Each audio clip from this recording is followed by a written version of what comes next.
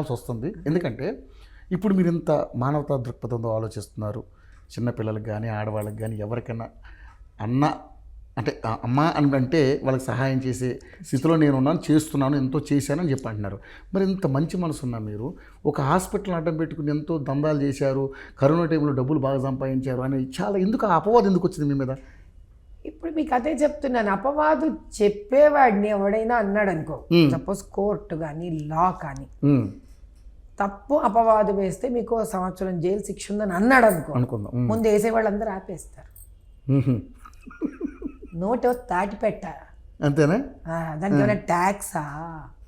ఇప్పుడు మొన్నవాడు ఇష్టమైన తిట్టాడు, ఆ తిట్టినందుకు వాడిని తీసి కాలాపాన్ని జైల్లో పడేస్తామని చెప్పండి, ఇంకోసారి తిడతాడేమో చూడండి, వాడు తిడతాడా? మరి ఈరోజు నేను ఇంతలా ముందు పడి చేసేదాన్ని, ఆ రోజు అంతే చేశానుగా. ఏం పట్టుకున్నారు పోనీ మా దగ్గర? ఆడిట్ చేసి హాస్పిటల్ సీజ్ చేశారని అవన్నీ రకరకాలు వచ్చాయి.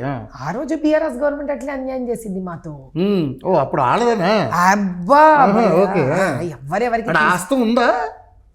వాళ్ళ అస్తం ఉందంటారు. అయితే చాలా ఉంది, ఎందుకు లేదు భలే చెప్తారయ్యా. వాళ్ళు ఏది అసలు నోటీస్ ఎక్కడ సర్వ్ చేశారయ్యా మాకు? నువ్వు ఫస్ట్ కంప్లైంట్ వచ్చింది అనుకుందాం, రాలే వచ్చింది అనుకుందాం, కానీ వచ్చిందని అన్నారు. ముగ్ధ వాళ్ళు ఏదో 30 లక్షలు ఏదో మీరు చీట్ చేశారని రకరకాలు. అసలు ఆ అమ్మాయే ఓపెన్ గా ఇన్స్టాలో అమ్మాయి యూట్యూబ్ లో చెప్పింది కదా, వీళ్ళు తక్కువ ఛార్జ్ చేశారు, వీళ్ళు ఎందుకు తక్కువ ఛార్జ్ చేశారనే ఎలిగేషన్ అయితే, ఎక్కువ ఛార్జ్ చేశారంట అని వాళ్ళు వేసుకున్నారు. ఈ రోజు మనకందరికీ అర్థమయ్యేసిన విషయం ఏంటంటే, ఇలా ఎవరెవరైతే న్యాయంగా ధర్మంగా నిలబడతారో వాళ్ళని హింస పెట్టి సర్వనాశనం చెయ్యడమే ఇక్కడ గెలిచిన పార్టీ వాళ్ళ ధ్యేయం. చూస్తున్నారు కదా ఓపెన్ గా వాళ్ళు ఏ పరిస్థితిలో ఉన్నారు. అది అలాగే ఒకప్పుడు బీఆర్ఎస్, ఇప్పుడు వీళ్ళు అంతే.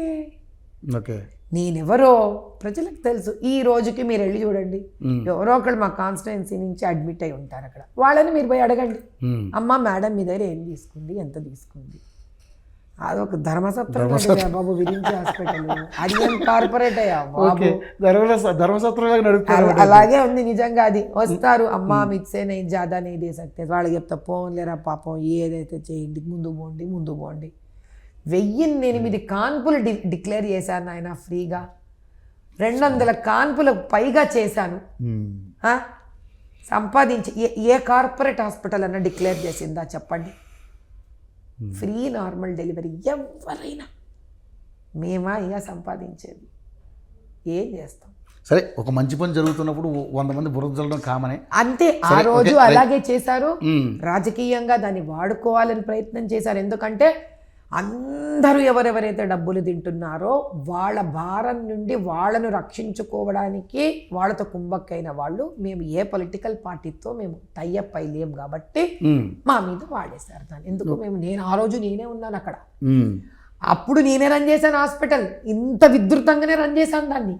వాళ్ళు భయపడిపోయారు ఆ రోజు కూడా, అమ్మో ఈమె చాలా ఫేమస్ అయిపోతుంది, ఈ హాస్పిటల్ చాలా ఫేమస్ అయిపోతుంది, ఎముకలో సున్నంలో ఎముక లేకుండా ఏడాబడదలా ఫ్రీగా చేసి పారేస్తుంది, తక్కువ ధరకు చేసి పారేస్తుంది, భయపడిపోయినారు. ఒక రకంగా వేరే ప్రైవేట్ హాస్పిటల్స్, కార్పొరేట్ హాస్పిటల్స్ మీ మీద కత్తికెట్టుంటాం. అంతే, అది అందరికీ తెలిసిందే నాన్న, అందరికీ తెలిసిందే.